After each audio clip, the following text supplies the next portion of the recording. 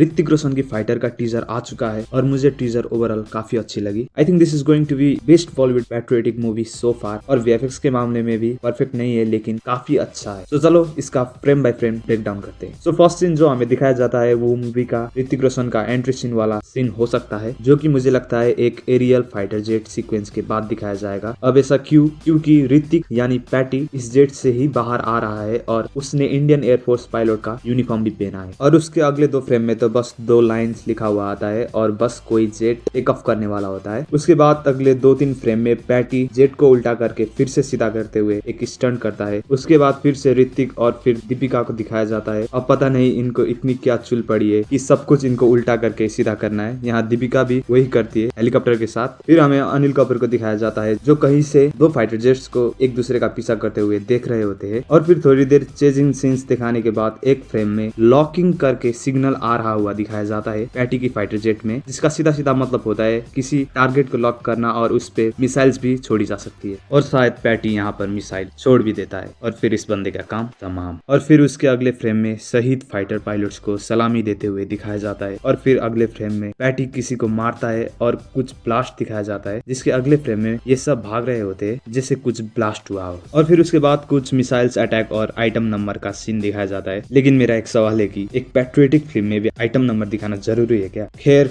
कुछ कर भी क्या सकते हैं, बॉलीवुड की पहचान है ये। उसके बाद फिर से कुछ शहीद ऑफिसर्स को सैल्यूट करते हुए दिखाया जाता है, जहाँ दीपिका रो रही होती है। हो सकता है कि कोई उसका अपना ही शहीद हुआ हो या नहीं भी हो सकता है। और हाँ, जब मैंने इस फ्रेम को ध्यान से देखा तो मुझे करण सिंह ग्रोवर दिखाई दिया, बिपाशा बासु का पति। और फिर मुझे एक ख्याल आया अगर ये भी मरा हो इस सीन में, इसीलिए यहाँ दीपिका और ये सब थोड़ा ज्यादा इमोशनल हुए हो सकता है। क्योंकि अगर यहाँ पे देखोगे तो करण यहाँ पर नहीं होता है। और अगले फ्रेम में ये कौन है पता नहीं, इसका चेहरा ठीक से समझ नहीं आया, लेकिन इसको यहाँ भी मार रहा होता है पैटी, मेन विलेन हो सकता है। और फिर एक सीन में पैटी हेलीकॉप्टर में जंप मारता है और जब लास्ट सीन में पैटी और किसी दूसरे का फाइटर जेट क्रॉस करता है तो पैटी की आंखों में एक हैरानी सी नजर आती है, जैसे कि किसी अनएक्सपेक्टेड बंदे को उसने देखा हो। फिर ये भी देखना इंटरेस्टिंग होगा। और ये लास्ट वाली सीन एंडिंग सीन हो सकता है मूवी का, जहाँ पे ऋतिक झंडा लहराते हुए आएगा। तो ये थी कुछ डिटेल्स मैंने फाइटर के टीजर में नोटिस की और मुझे टीजर काफी पसंद आया। तुम्हें कैसा लगा कमेंट में जरूर बताना। मिलते हैं किसी अगले वीडियो में, तब तक के लिए।